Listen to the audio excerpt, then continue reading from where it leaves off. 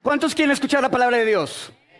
Hoy vamos a empezar una nueva serie que se llama Ora como, Pray Like. Va a estar increíble. Así que vamos a dar gracias a Dios, vamos a preparar nuestros corazones y vamos a empezar. Señor, muchísimas gracias por esta mañana. Gracias, Señor, por tu amor. Gracias, Señor, por tu misericordia. Gracias, Señor, porque tú vas a hablarme hoy.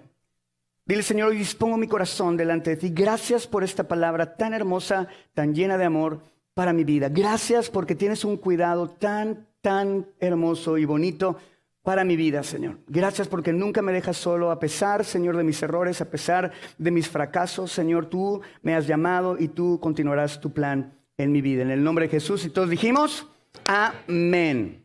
Todos en este lugar hemos enfrentado, o a lo mejor estamos pasando o enfrentando esos momentos en los que las palabras no alcanzan para expresar lo que está pasando, lo que estás sintiendo.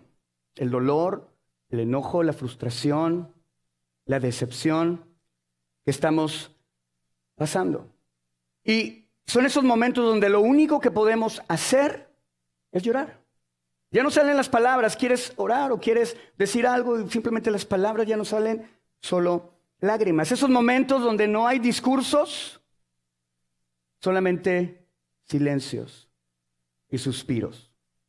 El pasaje que vamos a estar estudiando el día de hoy nos lleva exactamente o precisamente a uno de estos momentos de una persona en la palabra de Dios y nos permite ver el sufrimiento de esta mujer que era marginada, que fue incomprendida y por si fuera poco no podía dar a luz un hijo. Y en ese tiempo no poder quedar embarazado era una señal de maldición. Decían, algo está haciendo mal, es un pecado, y ella se sentía de esta forma. Era estéril, lo cual en ese tiempo era considerado una maldición. Pero también nos muestra cómo esta mujer misma fue llevada de un estado de desesperanza a un estado de esperanza viva. Su nombre es Ana.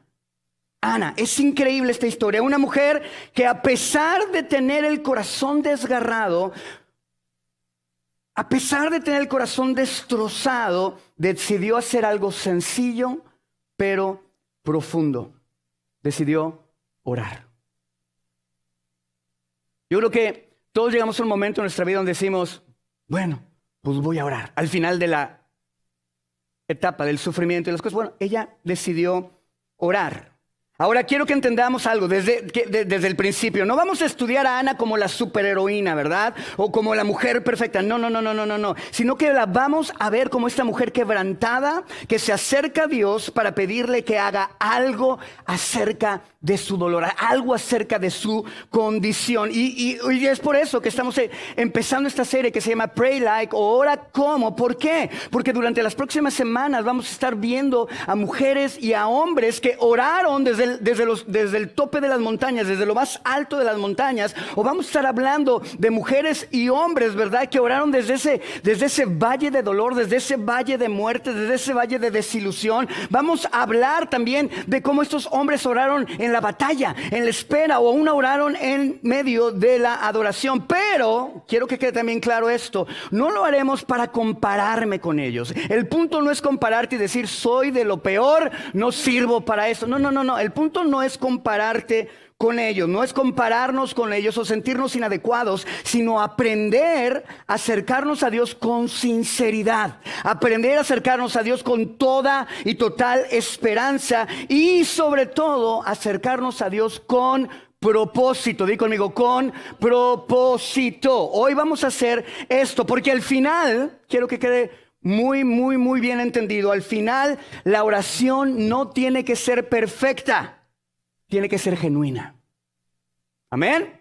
¿Están conmigo? ¿Lo puedes decir conmigo? La oración no tiene que ser perfecta, tiene que ser genuina, que salga del corazón. ¿Amén? Cuando viene tu hijo a tu casa y te dice, papi, ¿cómo estás? Y te dice cosas y habla chueco, tú no aprende a hablar bien, ¿verdad? ¿Cómo lo recibes? Ay, sí, mijito, no importa, lo amas y te da ternura, ¿verdad? La oración no tiene que ser perfecta, tiene que ser genuina, real. Y hoy, en el primer mensaje de esta serie, vamos a aprender cómo ora alguien que no tenía nada que ofrecer y todo que esperar. ¿Cuántos se sienten así? No tengo nada que ofrecer, no puedo hacer nada, Solamente esperar. Hoy vamos a ver a esta mujer. Hoy quiero que oremos como el humilde. Quiero que aprendamos a orar, que oremos de una forma con humildad. ¿Están listos? Déjenme darles ahora. Vean, algo que es muy importante que entendemos. La Biblia está pasando en un tiempo, ¿verdad? En un espacio, en un contexto. Y hay una narrativa en la Biblia general de Dios. Es lo que le estoy diciendo en la clase de la Biblia, ¿verdad? La historia de la Biblia. Va a haber una narrativa que está acá arriba, ¿no? Y nosotros estamos aquí abajo. ¿Están conmigo? Va a haber una narrativa global, di conmigo, narrativa global. Dios está haciendo algo, tiene un objetivo, ¿verdad? Está haciéndolo en dispensaciones, lo está haciendo en tiempos, en periodos. Dios se está moviendo. Y abajo está la vida de todas estas personas y nuestra vida, que estamos al final. Y nuestras vidas, nuestras historias se empiezan a interconectar con el plan maestro de Dios, el plan global de Dios. ¿Están conmigo? Ok, déjenme decirles qué es lo que está pasando en el plan global cuando la historia de Ana aparece en ese momento. ¿Están conmigo? Es increíble, les va a encantar esto. Primero, el contexto global, la historia de 1 Samuel en la que vamos a estar basándonos en esta mañana, ocurre después del pueblo de Israel ha sido liberado de Egipto. ¿Verdad? Ya lo sacaron de Egipto, ha hecho un pacto con Dios en el monte Sinaí, de que Dios era su Dios y ellos serán su pueblo, ¿verdad? Ya hicieron ese pacto en el monte Sinaí, y después de que el pueblo de Israel ha sido liberado de Egipto y ha hecho este pacto, se comprometen a hacer lo que Dios dice en su palabra y han entrado a la tierra prometida. Salieron de Egipto, hicieron el pacto y están en la tierra prometida en Canaán. Ahí el pueblo sabía vivir, ¿verdad? Debía vivir mostrando su fidelidad a Dios. Esta parte es muy importante. ¿Mostrando qué? Fidelidad. Di conmigo, la fidelidad es muy importante para todo cristiano. La fidelidad es muy importante para todo cristiano. Viviendo en Canaán, ellos tenían que mostrar su fidelidad a Dios al cumplir los mandamientos del pacto que ellos habían hecho con él. ¿Estamos bien? Eso es lo que está pasando. Sin embargo, aunque ya estaban en Canaán, seguían teniendo guerras. El establecimiento no fue completo. Aún enfrentaban conflictos con varios vecinos, con los filisteos. Y más grave todavía, luchaban por mantenerse fieles. ¿Cuántos luchan por mantenerse fiel a Dios? A mí me pasa, ¿verdad? Te cuesta trabajo. Dices, es que yo sí quiero adorar a Dios, pero no puedo. Y es justamente ahí donde entra la narrativa del libro de Samuel. Este libro responde a una necesidad.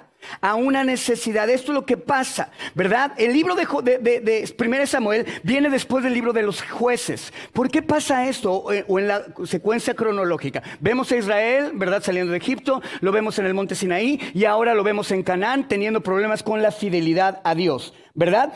Después de que eso pasa, el pueblo de Israel, que todavía no era una nación, eran tribus, ¿verdad? Están teniendo problemas en mantenerse fiel y viene el libro de los jueces. El libro de los jueces nos habla de Israel fracasando a la fidelidad que tenían que mostrarle a Dios y cayendo, y Dios enviando una nación extranjera a oprimirlos, ¿verdad? ¿Qué pasaba con Israel? Se arrepentían, ¿verdad? Decían, perdónanos Dios por lo que hemos hecho, queremos volver a ti. Y Dios levantaba a un juez, di conmigo, a un juez. Este juez no era un líder militar, no era un líder, ¿verdad? Espiritual, que conocía la palabra de Dios y que era bien santo. No, era un líder militar que Dios levantaba por misericordia para salvarlos, ¿ok? Y el libro de los jueces podemos ver como Israel se arrepiente, como Dios manda el juez, cómo pasa todas estas cosas diferentes veces. Perdón, es esta cosa.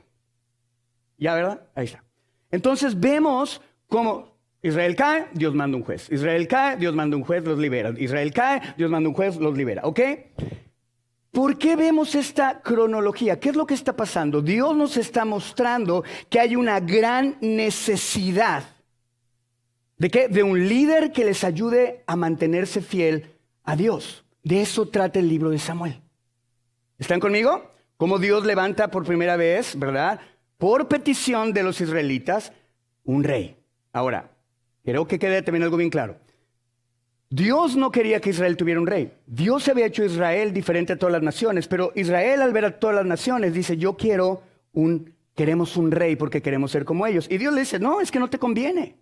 No te conviene, ¿por qué? Porque van a cobrarte taxes, porque te van a mandar a tus hijos a la militar y toda la cosa. No te conviene, yo soy tu rey. Y ellos dicen, no, queremos un rey. Entonces Dios le habla a Samuel y le dice, dales lo que pidan. ¿Están conmigo? De eso trata. Viene Saúl, viene David. Vemos la historia de Ana, vemos la historia de Saúl, vemos la de David. ¿Están conmigo? ¿Ya quedó claro dónde estamos? ¿Qué está pasando? Ahora, la nación en ese momento era un periodo marcado de caos moral. Era un periodo marcado por la desobediencia, la idolatría y la confusión espiritual, que dejó muy claro que necesitaban un líder que los ayudara a ser fieles. Era una temporada espiritual pésima. Era horrible lo que estaba pasando en ese momento. A través de estas historias de Ana, perdón, si me ayudan con un micrófono, a través de estas historias de Ana, ¿verdad? Vamos a ver cómo Israel pasó de ser un grupo de tributos a una nación. Ahora bien, toda esta gran historia comienza de una manera muy humilde, con la vida de Ana.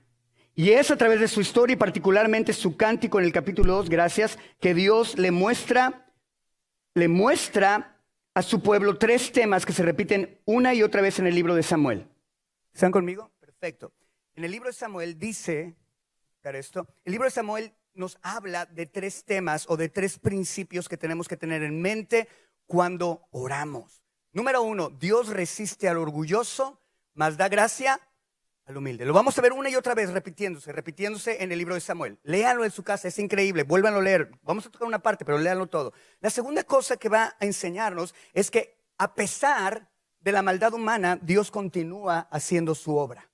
¿Están conmigo? Y tercero, que al final del día, Dios es el verdadero rey. Jesús va a venir y va a reinar eternamente sobre su pueblo y les va a ayudar a ser, ¿qué? Fieles. ¿Están conmigo? ¿Están siguiendo? Ahora, vamos a ver, ese fue el contexto global. Vamos a ver el contexto individual. Vamos a ver qué está pasando con Ana del versículo 3 al 8 para no leerlos tanto. Y llegamos a la oración de Ana. ¿Están conmigo? ¿Me están siguiendo? ¿Están listos para aprender? Ok. Ana, antes de ver la oración de Ana, la Biblia nos permite entrar a su mundo. Me encanta porque vemos la historia global y es como si Dios hiciera un zoom. De lo global hace un zoom y se concentra en Ana. Y nos llama la atención de estar en la historia de Israel, de ver sus fracasos, de ver sus guerras, y de repente Dios hace un zoom en la historia, en la narrativa, y hace un zoom en la historia de Ana. Un mundo cargado de tensiones espirituales, sociales y familiares es donde está viviendo Ana. Hacemos el zoom, vemos la vida de Ana y vemos cómo tienen tensiones en su familia, y es ahí donde podemos ver que su esterilidad ya no es solamente una condición médica, sino que ya se había convertido en una situación profundamente dolorosa, la cual se amplifica en los primeros versículos. Dios quiere que entendamos el dolor que tenía Ana. ¿Por qué? Porque Él quiere que entendamos que Él sabe el dolor por el que estamos pasando cuando hay esos momentos de silencio, que no hay palabras y solamente hay suspiros. Dios amplifica, usa esta técnica teológica de amplificar y hacernos entender no solamente el texto, sino conectarnos emocionalmente con lo que le está pasando a Ana. Eso es lo que estamos viendo que está pasando. ¿Y cómo lo hace Dios? Nos muestra primeramente, y es muy importante que entendamos esto, que la esterilidad de Ana fue causada soberanamente por Dios. Si tú lo lees, dice una y otra vez, y porque Dios la hizo estéril. Dios la hizo estéril. En ese momento, ser estéril se entendía que era una maldición, que era un pecado. Entonces, Dios la hace estéril. En el versículo 5 y 6 nos dice, el Señor la había hecho estéril. El detalle no es menor. Esto no es una cosita que decimos, pues Dios le hizo estéril, qué chido. No. Dios siempre está haciendo algo en nuestras vidas a través de lo que nos está diciendo. Por eso tenemos que leer la Escritura. Dice, Dios la hizo estéril. Este detalle no es menor. Samuel, inspirado por Dios, quiere que sepamos que su condición no era accidental. No era el producto de un azar. Dios mismo fue quien cerró el vientre de Ana. Y ahora no debemos entender esto como el juicio, ¿verdad? Sino porque Dios iba a hacer algo. Sus discípulos una vez con Jesús le preguntan, ¿por qué este hombre es ciego de nacimiento? ¿Se acuerdan de esa historia?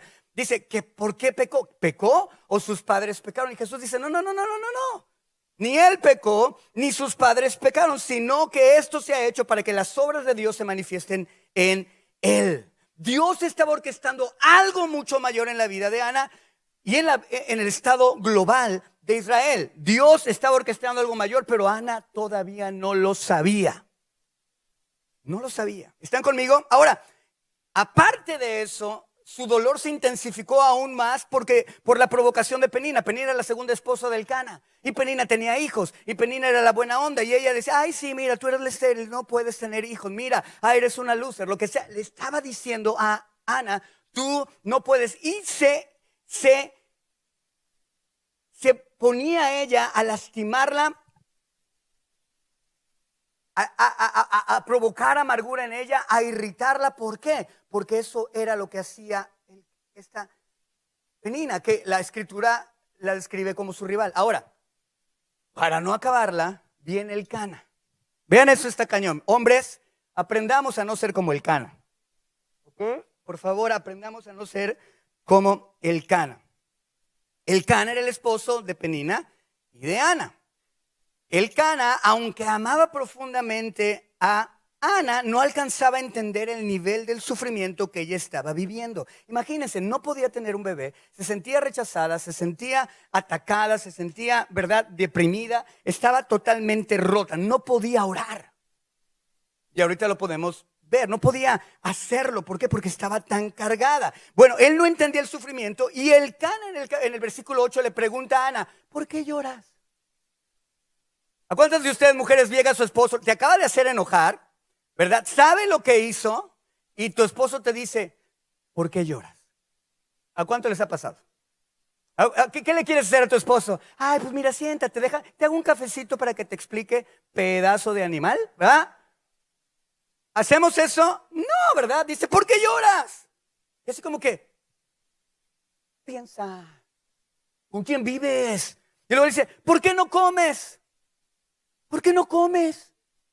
Y la otra dice como que, o sea, hello, no estás viendo y no ves. ¿Qué te pasa? ¿Cómo que por qué no comes? Y luego le dice, ¿por qué estás resentida?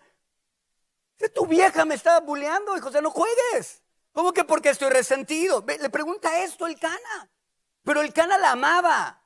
El Cana la amaba, ¿verdad? Dice la palabra que él le daba una mejor porción a ella cuando iban a ofrecer sacrificio en el templo, ¿verdad? Cuando iban a ver una vez al año a ver a Dios, a ofrecer sacrificio, ella él le daba a ella una porción mejor porque la amaba. O sea, el Cana no está siendo mala onda, está siendo tonto, burro, cabezón. Vean lo que le dice después. Vean esto, o sea, dices el Cana. Wait, ya, brother, no le digas, ya, nos vamos de pique, no le digas nada más. Y todavía le dice el Cana, ¿no soy yo mejor que 10 hijos? Entonces, no manches el Cana, ni cómo ayudarte, caray. ¿Sí me explico? ¿No soy yo mejor que 10 niños? ¿No soy yo mejor que...? Y mira, si lo lees, dices, ay, qué tierno el Cana. Yo creo que él pensó, voy a ser bien tierno. ¿No soy yo mejor, mi amor, que todos tus hijitos, chiquita, hermosa, preciosa? Imagínate a Ana. El cuate no tenía ni una idea de por lo que estaba pasando su esposa. Como que el Cana se quiso ver tierno, pero ¿cuál? La regó y bien regada. Y lo que siento, miren, cuando leo el texto y lo estudio, lo que siento es que su pregunta reflejaba el lamento de un esposo impotente ante el sufrimiento de su esposa. Yo creo que él decía, pues oye, pues me tienes a mí, pues no tenemos hijos, pero pues mejor, son bien dragones, hacen popó, pipí, ensucian la casa, se gastan el budget, ¿para qué? ¿Verdad? Y él se está lamentando. Es el lamento de un esposo impotente que no tiene los recursos, digo conmigo, no tiene los recursos para sacar a su esposa del sufrimiento. Él no tenía los recursos para darle lo que solo Dios le podía dar. Entonces, ya vimos el contexto global de Israel, ya vimos el contexto de Ana. Se los voy a resumir. Ana está profundamente necesitada y sin recursos para lograr un cambio. Y su esposo es incapaz de ayudarla. El núcleo familiar está incapacitado por todos lados. No hay nada que ellos puedan hacer. La única esperanza que Ana tenía es el viaje que hacía su marido cada año para ir a adorar a Jehová Sebaoth, quien era el que le había hecho estéril. ¿Qué tal? ¿Qué tal? Voy a ir a adorar, y les digo Jehová Sebaoth, porque ese es el nombre con el que Dios se presenta en esta historia. Inmediatamente después es la única vez que se menciona y empieza a decir, yo soy el gran yo soy, mi voluntad, mi plan, mis obras. ¿Ok? Pero él dice, yo soy Jehová Sebaoth.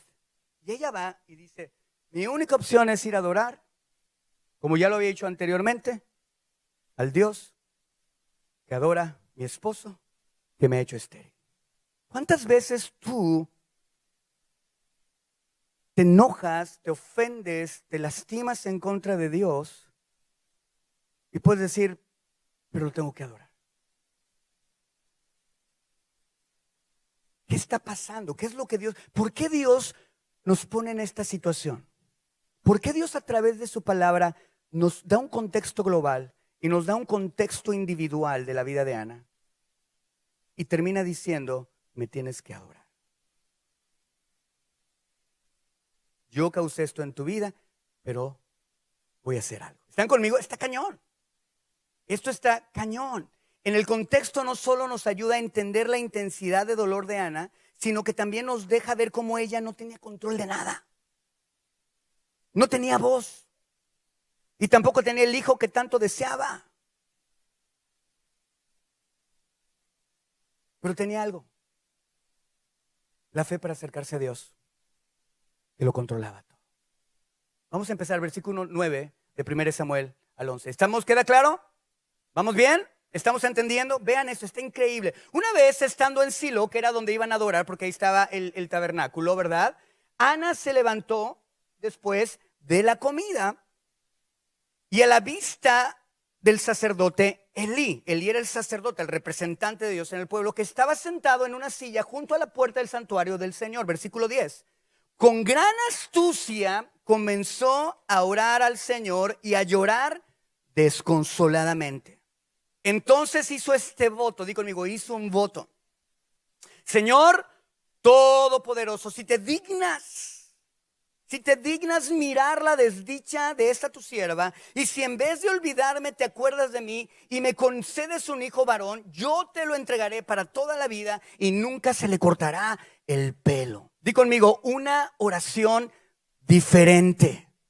Una oración diferente. Lo primero que vamos a aprender acerca de la oración de Ana es que fue una oración diferente. Y ahorita les voy a explicar por qué. Mientras en lo global el pueblo clamaba por un rey, Ana en lo secreto clamaba por un hijo. Esto es increíble. Después de años de humillación y de dolor que no podía darle a un hijo a su esposo, Ana se levanta en el versículo 9 y no se resigna, no se da por vencida y decide ir a orar a Dios en el templo, al mismo Dios que había impedido que ella se embarazara por tantos años antes. Esto nos dice que Ana estuvo anteriormente en el templo con Elcana, con su marido, ofreciendo sacrificios, pero vemos aquí un cambio en Ana.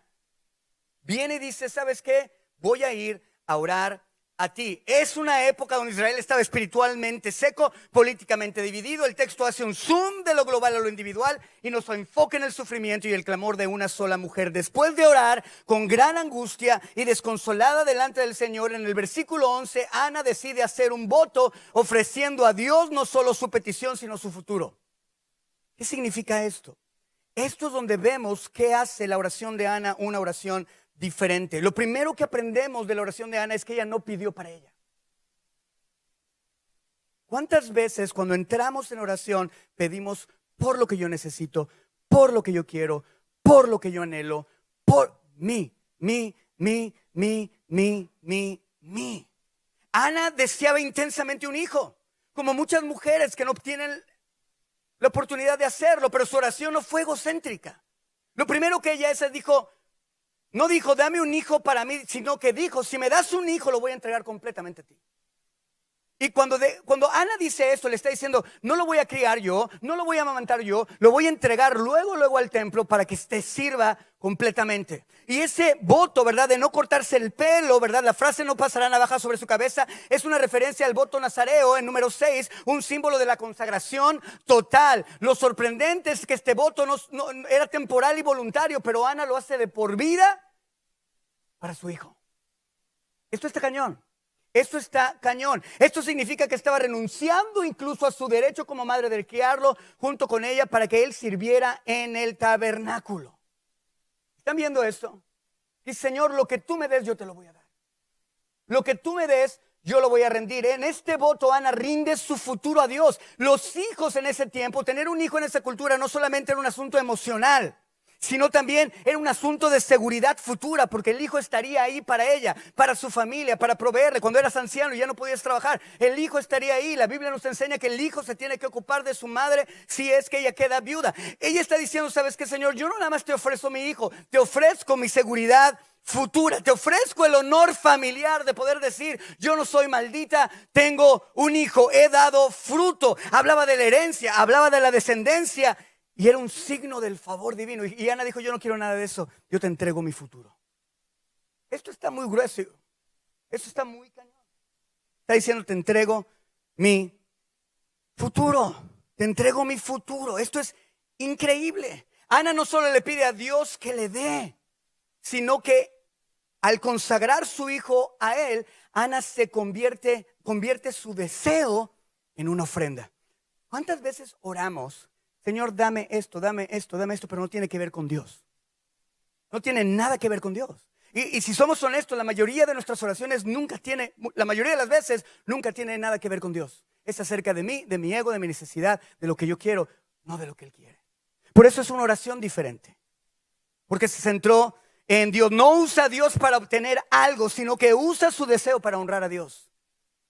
Señor, bendíceme económicamente. Me encantó. Ayer estábamos platicando con esta familia preciosa que vinieron hoy a la reunión y ellos decían, ¿sabes qué? Yo quiero que Dios nos bendiga económicamente para dar más. Su esposo me decía, cuando yo empiece a generar más ingresos y todo esto, yo lo que quiero es quedarme viviendo con lo que tengo ahorita y dar más. ¿Para qué le pides a Dios que te bendiga? Tiene un propósito eterno. Su identidad como madre estaba subordinada y decía, miren, mi identidad como madre, la identidad como madre de Ana estaba subordinada a su identidad como sierva del Señor. Y decía, ¿sabes qué? Sí, yo quiero ser madre, pero soy sierva del Señor primero. Y voy a buscar por lo que Él quiera. En este voto podemos ver que lo más importante para Ana no era ser madre, sino obedecer y glorificar a Dios. Ser madre es un privilegio, iba a ser un privilegio para ella, pero no su propósito final. Su propósito final era ser una sierva de Dios, participar del reino, participar de la voluntad de Dios, participar de lo que Dios quería hacer y estaba haciendo. Por eso Dios hace un zoom. Primero nos saca de este contexto global donde vemos la decadencia, el desierto espiritual, ¿verdad? Vemos todas estas cosas que están pasando en Israel. No hay líderes que los ayuden a mantenerse fieles delante de Dios. Se han olvidado de la ley de Dios, se han olvidado del pacto de Dios. Dios ha tenido que venir a salvarlos y de repente Dios hace un zoom y nos llama la atención a Ana. Y nos empieza a revelar qué es lo que está pasando. Su propósito, el propósito de Israel fue interrumpido por los deseos individualistas y egocéntricos del pueblo. ¿Cuántas veces tu oración, tus decisiones están obstruyendo el propósito del reino de Dios? Ana mostró que deseaba más el honor de Dios que simplemente obtener alivio de quienes la afligían. Ella quería hacer una contribución positiva al plan de Dios para Israel al proveer un líder piadoso. Está cañón, ¿lo están viendo? El problema de Israel es que no había líderes piadosos. Y Ana dice, dame un hijo, yo lo voy a consagrar a ti para que él sea el líder piadoso que necesitas levantar para guiar a tu pueblo. ¿Y sabes quién fue ese hijo? Samuel, el profeta Samuel. El que ungió a Saúl, el que ungió a David. Samuel. Qué increíble, ¿lo están siguiendo? Pero ven cómo cambia la actitud de Ana. La oración de Ana fue una oración diferente. Porque se centró en buscar lo que era mejor para Dios y no para ella. Vean esto que les voy a leer. Cuando los creyentes nos encontramos en situaciones difíciles, lo dice Tom Constable, debemos encomendar nuestros deseos a Dios en oración. Check. ¿Cuántos lo han hecho? Cuando estamos en situaciones, venimos delante de Dios y le entregamos nuestros deseos. ¿Verdad? ¿Está bien? ¿Todos lo hacemos? ¿Sí? Perfecto. Check. Muy bien. Vean, aquí es donde la burra tiró a Genaro. Esto es fundamental. Pero en nuestra oración debemos buscar primeramente lo que es mejor para Dios. Señor, dame esto para que yo pueda contribuir ponerlo para ti, para tu gloria. ¿Están conmigo? Porque el propósito de la oración, entendamos algo, el propósito de la oración es capacitarnos para cumplir la voluntad de Dios, no para lograr que Dios cumpla la mía. Tú y yo entramos en oración, en intimidad, para ser transformados y hacer lo que Dios nos manda, no para tratar de cambiar la voluntad de Dios. Es una perspectiva muy diferente, una oración muy diferente, ¿verdad? ¿Cuántos dirían, wow, yo nunca he orado así? Yo nunca lo he hecho. ¿Cuál es el propósito divino y eterno en tus oraciones? ¿Para qué quieres que Dios arregle tu matrimonio? ¿Para qué quieres que Dios salve a tu hijo? ¿Es bueno? Sí. Yo no estoy diciendo que eso sea malo. Es bíblico, pero no tiene propósito. O no estamos conscientes del propósito.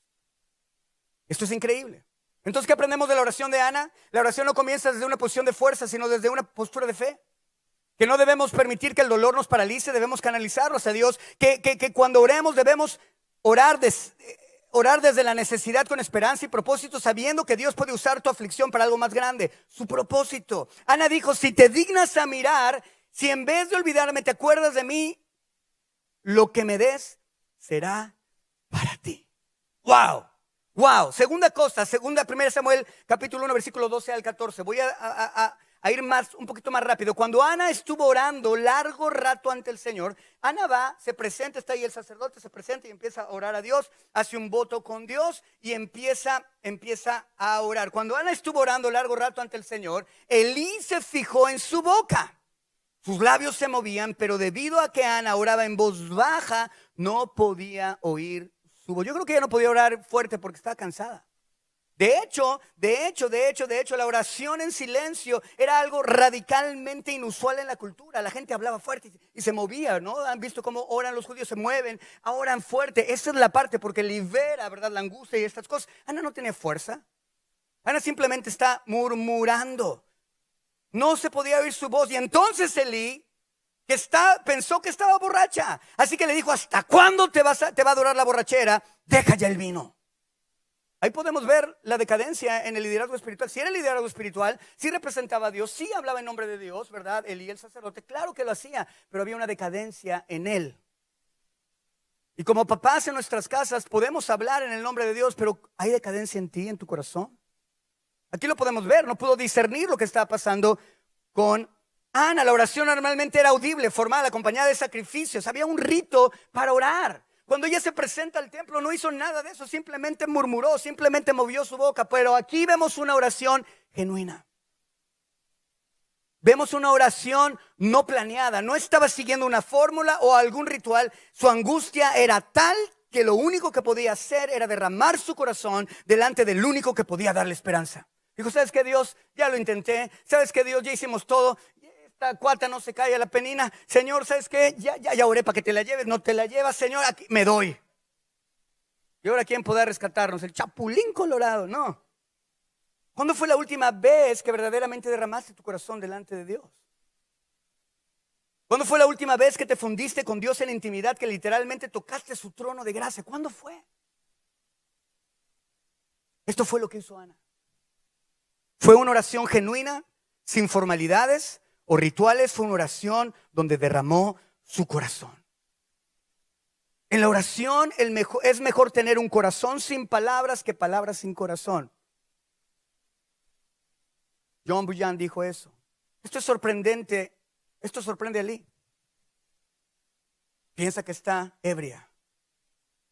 ¿Te han malentendido en tu oración? ¿Has llegado a confiar en Dios tanto que malentienden tu oración? ¿Cuál te está re loco? ¿Por qué ora? Ponte a hacer.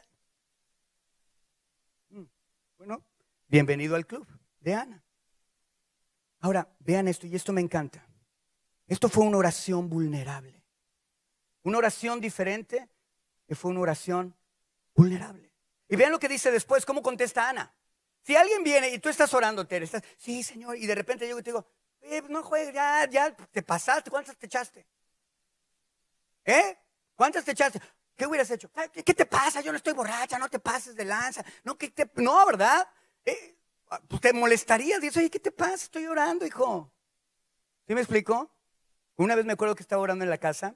Mi mamá es la primera vez que no está aquí, se regresó a México, pero bueno, la extraño. Si me estás viendo, jefa, ¡mua!, te amo. Y también Mago te extraña.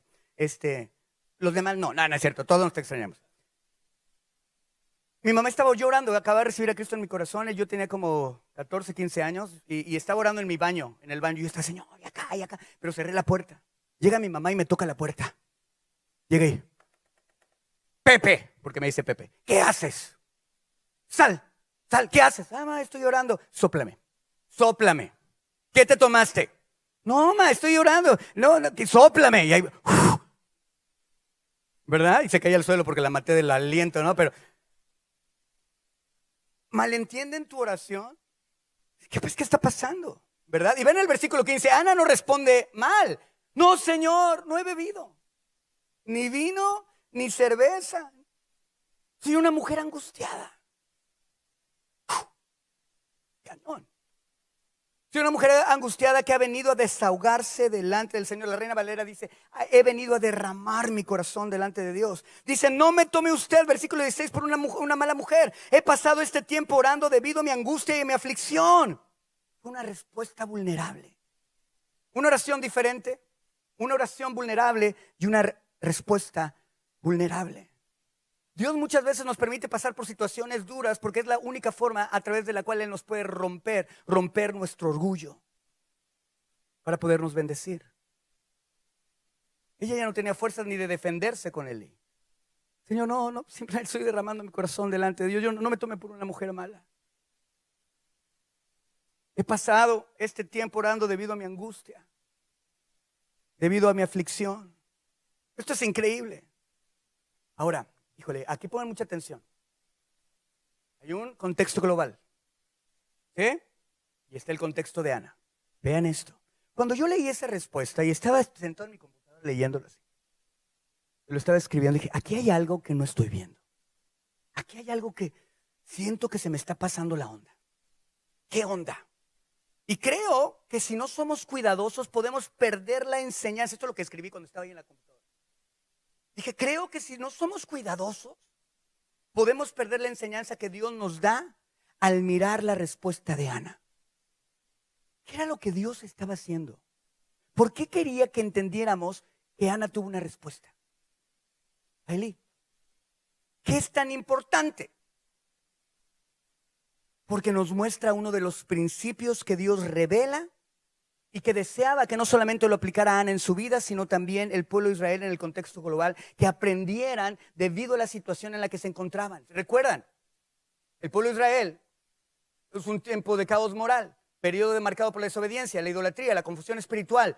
Les dejó muy claro que necesitaban líderes, ¿verdad? Fieles, que les ayudaran a ser fieles a Dios. ¿Estamos bien? ¿Se acuerdan de eso? ¿Cuál era ese propósito? ¿Cuál era ese tema? ¿Cuál era ese principio que Dios necesitaba que lo aprendiera Ana y que lo aprendiera Israel para sacarlos a los dos de su condición? El principio es que Dios se opone a los orgullosos y da gracia a los humildes. Si tú ves ese principio en el canto de Ana, en el capítulo 2, léanlo, tú puedes ver una vez y otra vez que dice Ana. No lo dicen esas palabras, pero lo que está diciendo, a través de lo que está diciendo es, ¿sabes qué? Dios se opone al orgulloso, mas da gracia al humilde. Y si tú lees 1 Samuel, vas a ver que eso pasa en la vida de Ana, en la vida de Samuel, en la vida de Saúl, en la vida de David. Vemos cómo Dios los levanta de la humildad y los exalta, y cómo ellos se exaltan a sí mismos y Dios los pone abajo para romper su corazón. Y Dios levanta a David ¿verdad? Dios lo exalta porque es humilde, no quiso matar a Saúl, porque dijo, yo voy a ser humilde, yo no voy a levantar mi mano en contra del rey, ¿verdad? Porque Saúl lo perseguía, porque él era el rey de Israel, y después Dios unge a David y dice, ¿sabes qué? Yo no voy a matar a Saúl porque Saúl lo quería matar a David. Y dice, no, yo no quiero matarlo, no voy a tocar al ungido del Señor. Dios ve la humildad en el carácter de David y lo levanta, y después David cae, pero ahí está el segundo principio que aprendemos en el libro de Samuel. A pesar de la maldad del hombre, Dios terminará su plan para restaurar todas las cosas, para salvarte. ¿Me están siguiendo? Estamos viendo, hay una escena global. Si describimos el caos moral, espiritual, del liderazgo que estaba teniendo Israel, yo quiero que lo podamos imaginar en nuestra mente como una pintura oscura. Un día con nubes, sin rayos de luz, oscuro, así de esos que cuando viene la tormenta, y de repente Dios empieza a abrir las tinieblas con su verdad. Yo resisto al orgulloso, mas doy gracia al humilde. A pesar de tu maldad, yo puedo cambiar todas. Voy a terminar la obra que empecé en ti. Y no solamente eso, al final nos dice, ¿y sabes qué? El rey que tú estás pidiendo como hombre lo voy a poner, pero será un rey eterno, un rey justo, un rey que finalmente los hará volver a tener fidelidad conmigo, Jesucristo. ¿Lo estamos viendo? En medio de esta escena de tinieblas entra la verdad de Dios y rompe. ¿Qué haces con esa verdad? Yo me opongo a los orgullosos, mas doy gracia al humilde. Vean, eso es lo que está pasando en lo global. ¿Verdad que sí? ¿Qué está pasando en lo individual? Cuando estudiamos este versículo 15 y 16 y vemos la respuesta de Ana, vemos que la defensa de Ana fue con humildad y honestidad. Fue humilde, fue honesta, no pretendió nada, no trató de cubrir su amargura, su angustia, se presentó tal y como estaba. No se trató de defender con Elí, con agresividad, fue humilde y honesta. Su defensa es uno de los relatos más bellos de oración sincera en toda la Biblia. He derramado mi alma delante del Señor. La palabra derramada viene del hebreo shafag, que significa expresarse sin restricciones. Señor, yo vine a desnudar mi alma, me presento delante de ti como soy, me presento delante de ti con lo más oscuro, con lo más torcido, con lo más roto de mí. Señor, vengo y presento delante de ti. ¿Para qué? Para que tú puedas cambiar las cosas. Mi esposo Elcana no puede cambiar mis circunstancias, no tiene los recursos, pero tú, Señor, puedes hacer todas las cosas. Dios empieza a derramar y a penetrar las tinieblas con su verdad. Y tenemos que permitir que Dios penetre en nuestras vidas con su verdad. Con su verdad, no pretendió nada, derramó su corazón. Lo que vemos es en esta descripción no es emocionalismo, es teología práctica. Dios no solamente quiere que conozcas y leas la Biblia, quiere que practiques y que experimentes lo que Cristo ganó en la cruz del Calvario para ti y para mí. Ana reconoce a Dios como el único hasta ese momento. Ana reconoce a Dios como el único que puede oír y que puede responder. Por lo tanto, se expresa sin restricciones. Aquí estoy, mira, Señor, sí, estoy bien asqueroso, estoy de lo peor. Perdóname. Sin fórmulas, sin métodos, sin religiosidad. Simplemente se humilla delante de Dios. ¿Cuál era el principio? Dios resiste a los soberbios, mas da gracia a ¿quién? ¿Lo estaba haciendo Ana o Dios le estaba empujando a hacerlo?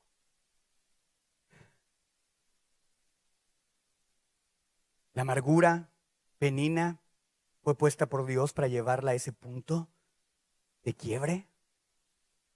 La burla, el señalamiento, los malos entendidos, las preguntas del Elcana.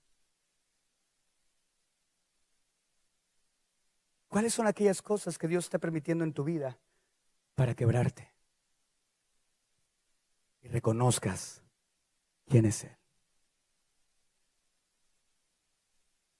¿Qué aprendemos de esta respuesta? Que la oración no siempre será entendida por los hombres, pero siempre será escuchada por Dios. No necesitamos palabras bonitas ni fórmulas increíbles, solo necesitamos derramar nuestra alma delante del Señor. Y entender que en algunas ocasiones tus oraciones más poderosas no serán a voz en cuello, sino serán susurros que nadie oye, pero que Dios escucha con atención. El otro día estaba orando con mi esposa, estamos en la cama y tomé su mano y estamos orando los dos. Y hubo un momento en que no salían palabras. Y no era porque estaba súper emocionado, súper contento y no era porque, Señor,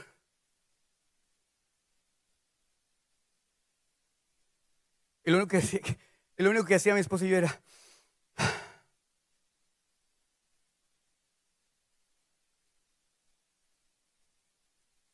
la oración no cambia a Dios, nos cambia a nosotros. Ana no manipula a Dios, se subordina a su voluntad. Se somete. Y vean cómo responde Dios. Versículo 17.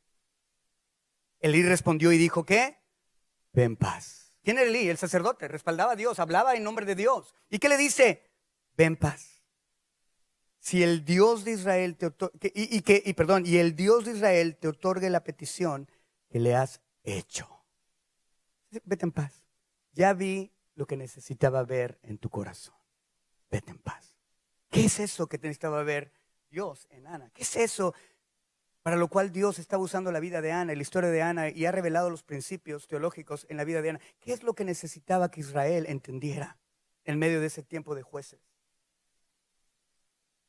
¿Me están siguiendo? Está súper interesante, ¿no?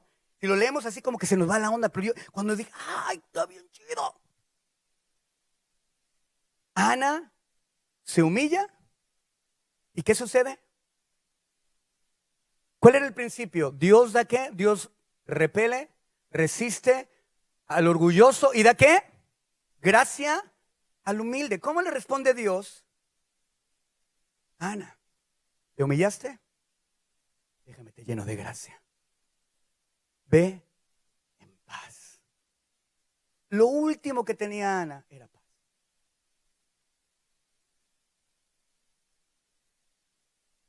Dijo, te voy a llevar al punto de quiebre en donde tú te rindas a mí y seas humilde. Que ya no tengas fuerza para ser orgulloso, que ya no tengas fuerza para levantarte y tratar de hacer las cosas por tu fuerza, ganas, por tu habilidad. Te voy a dejar sin las fuerzas para que vuelvas a mí. Te voy a acorralar para que entiendas quién soy y quién eres tú, porque eres propiedad de Dios.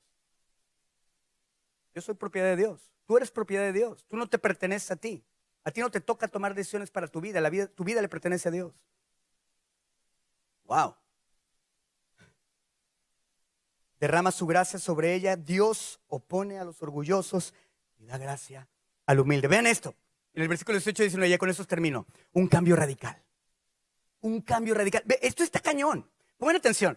Hasta me emociono. Dice, y ella dijo, halle tu sierva gracia delante de tus ojos. Cuando Elí le dice, vete en paz, el Dios de Israel te otorgue la petición que has hecho. Ella dijo, ya la hice. Yo lo que se le dijo, ¡Elcana! ¡Vámonos a la casa! Y prendió las velas, ¿no? Hay unos prenden velas para decir, hoy toca, hoy. ¿Ah? Hay otros que tienen otras opciones, otras cosas, ¿no? Por cierto, si tú eres de velas, Rosy vende a mayoreo. Son los líderes de matrimonios. Dice, vete. Y dice, halle tu sierva gracia delante de tus ojos. Y muchas veces queremos que Dios derrame su gracia sin que nosotros entendamos cómo es que Él derrama su gracia, porque requiere una acción de nosotros. Humillarte. Cañón. Halle tu sierva gracia. Y dice, no, ya la hallaste. Ya entendiste, cabezona. Y se fue la mujer por su camino. ¿Y qué? ¿Qué era lo que le dijo el Elcana? ¿Por qué no comes? Ay, pues esta vieja que tienes de esposa se burla de mí, me restriega en la cara que soy estéril, me pasa a sus hijos por enfrente y no se pasa. ¿Verdad? ¿Por qué no comes? Pues por eso. ¿Y ahora qué vemos? Comió. Dios hace un contraste. Algo está pasando del versículo 3 al 8, al 9, y del 9 al 19. Son dos contrastes que Dios va a hacer, que ahorita les voy a enseñar qué es lo que realmente hizo Dios. Ahí está cañoncísimo. Se fue y comió y no estuvo más. Ya no estuvo triste. ¿Estaba embarazada? No estaba embarazada. Pero tenía la promesa de la gracia de Dios sobre ella. Eso es increíble. Y levantándose de mañana adoraron delante del Señor y volvieron y fueron a su casa en Ramá. Y Elcana dijo, ahora sí, chiquita. A Elcana se llegó a Ana, su mujer, y el Señor se acordó de ella. Abrió su vientre y Ana concibió y dio a un hijo que se convirtió en el profeta, en el sacerdote de Israel. Profeta y sacerdote de Israel. Está cañón. Ahora, ¿Por qué se sucede este cambio tan radical? Porque Ana descansó en la palabra. Iglesia, tenemos que aprender a descansar en lo que Dios nos dice. No es una historia más, es tu historia, es la historia global de lo que Dios sigue haciendo y cómo nuestras vidas se siguen interconectando. Cuando se terminó de escribir la Biblia, se terminó de escribir, ¿por qué? Porque Dios nos reveló todos los temas para nuestra fe y nuestra práctica. No necesitamos más revelación, pero eso no significa que nuestras vidas sigan conectándose con Dios. La historia de Dios, de redimir a la creación, de poder salvar a la creación, empezó y continúa y va a terminar hasta que Cristo venga y instituya su reino, y nosotros nos seguimos interconectando y nos siguen pasando cosas como le pasaron a Sara, nos siguen pasando cosas como le pasaron a Ana, como a Penina, como a Samuel, como a Saúl, como a David. Siguen sucediendo. ¿Están conmigo? Aunque Elí había malinterpretado a Ana al principio, el sumo sacerdote, pero le dice: vete en paz. Y vemos que no solamente sucede un cambio emocional. El cambio emocional de Ana no se debió a lo que le dijeron, se debió a lo que había cambiado dentro de ella. Algo había hecho clic. Algo que Dios había permitido que pasara por tantos años, por fin hizo clic, porque ella estuvo dispuesta a humillarse delante de Dios. Esto está cañón. Está cañón. Desde una perspectiva bíblica, esto representa cómo la fe debe aferrarse, confiar en la palabra de Dios, incluso cuando no hay evidencia inmediata de un cambio. Amna no tenía aún al niño, pero ella tenía una palabra de gracia, y eso fue suficiente, un cambio radical. ¿Me están siguiendo? Termino con esto. ¿Qué estaba haciendo Dios? Vamos a entender la obra de Dios. ¿Quieren que lo entiendan? Está cañón, está bien chido. Vean. Les presenté un contexto global y después les presenté un contexto individual de Ana. Vean esto. Ahora, para cerrar esta predicación, quiero... Gracias, hijo. ¿Alguien está traduciendo? ¿Ya? Ok. Quiero que entendamos lo que Dios hace en la vida de Ana. Y cómo esto es la enseñanza que también necesitaba aprender Israel en ese tiempo de su historia. Lo primero que tenemos que notar es que esta historia se puede dividir en dos secciones, ya se los dije, del versículo 3 al 8 y del versículo 9 al 19. En la primera escena que nos presenta la palabra, vemos que el problema de Ana gira en torno a la esterilidad y el deseo de tener un hijo. ¿Estamos bien? ¿Todo está claro? Perfecto. Ana está angustiada, ha llorado y sigue siendo provocada por Penina. Aquí la esterilidad se presenta como un problema familiar, un conflicto humano. ¿Sí o no? Es un conflicto humano. Estos cuates se pasa de lanza, es bien bullying, ¿no? Era el bullying de Israel. Ya bulleaban. Entonces, vemos la rivalidad con Penina, vemos el dolor personal y vemos la incomprensión del Cana. Y todo eso agravó el conflicto familiar. El enfoque que Dios nos hace ver ahí es que horizontal. ¿Lo están viendo? La lucha dentro del hogar, no hay solución, no hay esperanza. Pero en la segunda escena, del versículo 9 al 18, el problema ahora no gira en torno a la esterilidad y el deseo de tener hijo. Sigue siendo el problema, pero no está girando alrededor de eso. Dios quiere que cambiemos el enfoque y nos hace ver que el problema ahora no es la esterilidad o el deseo de un milagro, sino la necesidad que ella debe de tener para sujetarse a Dios y confiar en Él. ¿Lo estamos viendo? Sigue siendo el mismo problema, pero el enfoque ya no es un problema familiar. Ahora Dios dice: tu problema, por lo cual estoy haciendo todas estas cosas, es porque necesitas aprender a sujetarte a mi voluntad. Que entiendas que lo que yo hago es perfecto y tengo un plan que es eterno. Que tu vida, aunque sea temporal, te he salvado para ser eterno. Mi plan global lo he estipulado y soy soberano y no va a cambiar. Y estoy usando tu vida para que te entrelaces en mi historia. El problema que tienes, Ana, es que no te sujetas a mí, que no aceptas mi voluntad y mi soberanía, que quieres cambiarme, cuando lo que yo necesito de ti es que confíes en mí. Ana se levanta, va al tabernáculo, ora con angustia, pero en su corazón dispuesto, pero con un corazón ahora dispuesto a sujetarse y confiar en Dios. ¿Se acuerdan que les dije qué fue lo que pasó ahora en Ana? Ella había ido anteriormente al templo, claro, había ido anteriormente al templo, pero ¿qué pasó ahora en Ana? Dios la llevó a ese punto de quebrantamiento. ¿Para qué? Para que ella dijera, ¿sabes qué, Dios? Aquí estoy, me sujeto a lo que tú quieras y confío en ti. ¿Sabes por qué cambió su respuesta, su reacción?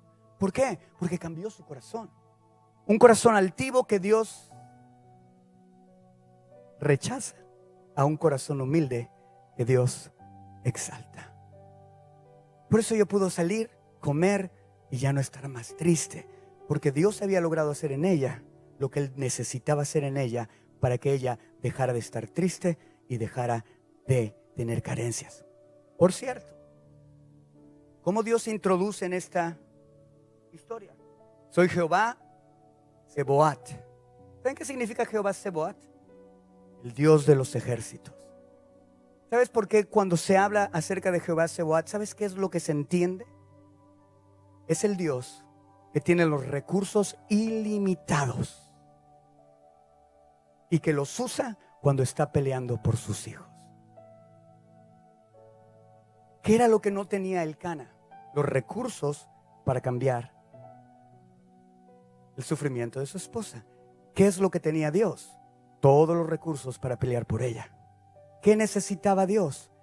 Que ella se humillara y confiara en Él. Así que hoy tenemos que aprender que tenemos que orar como el humilde, sujetos, entendiendo que sí, yo puedo querer cosas, pero al final del día la voluntad de Dios es mejor.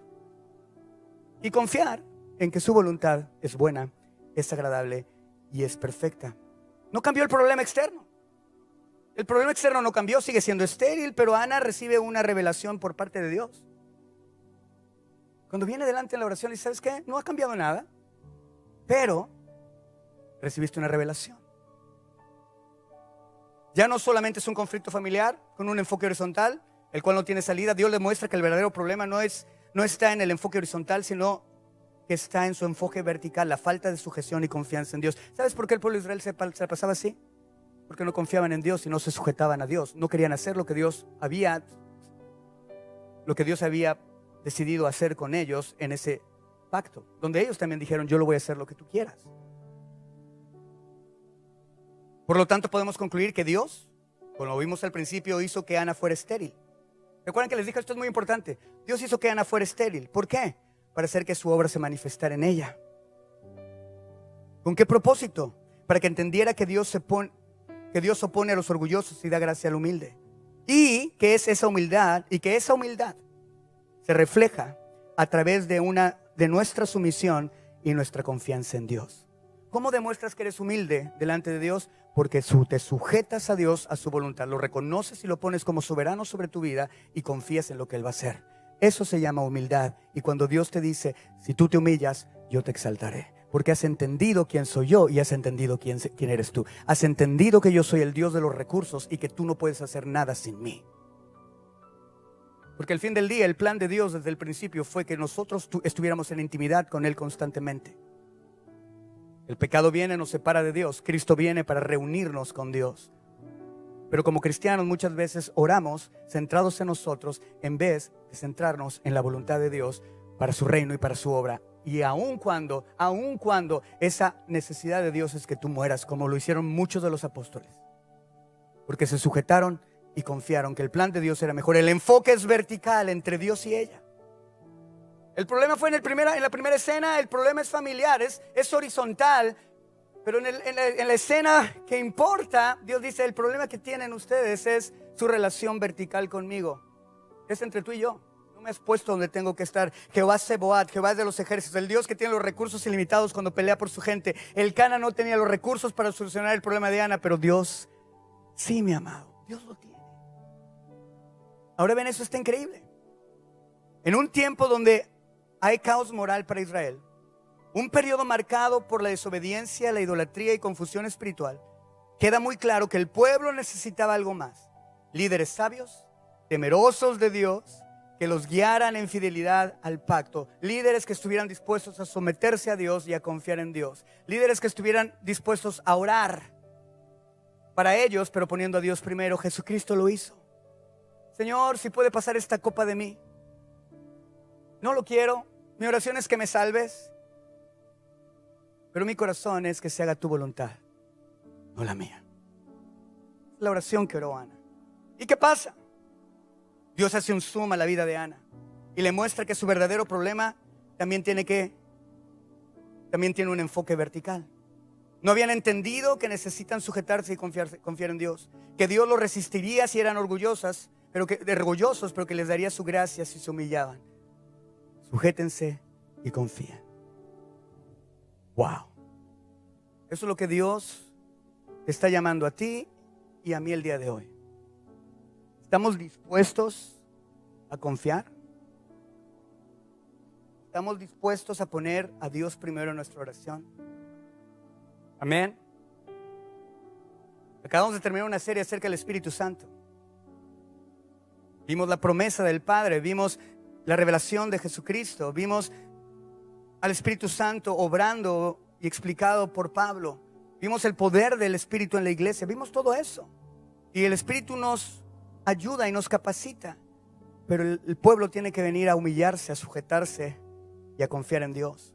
Por eso quiero hacer esta serie, para que entiendas que, ok, tengo el Espíritu Santo en mí, sí, pero también te toca orar, también te toca humillarte, rendirte, renunciar, tomar tu cruz, negarte a ti mismo, no hacer las cosas que te gustan hacer porque te gustan hacer, sino decir, ¿sabes qué? No, pues me gustará hacer esto, pero no es bueno, no es correcto delante de Dios, entonces voy a dejar de hacerlo. Y cuesta trabajo y duele. Pero es mejor venir delante de Dios y decir, Señor, se me acabaron las fuerzas.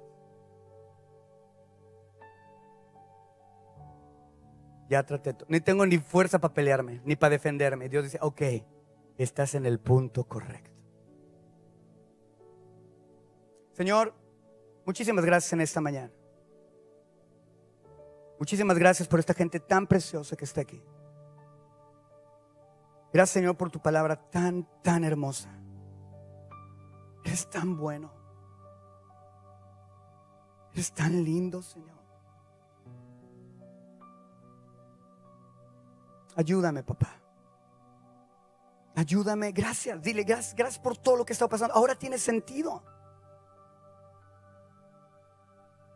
Ahora tiene sentido porque pasa lo que pasa. Gracias, Señor, por ponerme en esta posición donde no tengo ni fuerzas, donde mi orgullo está pisoteado, donde estoy roto, donde te he ofendido. Gracias, porque lo hiciste con Ana, lo hiciste aún con Jesús. Tu cuerpo fue partido, quebrantado. Gracias, papá, por ser tan bueno y tan hermoso. En el nombre de Jesús, ayúdame, dile, ayúdame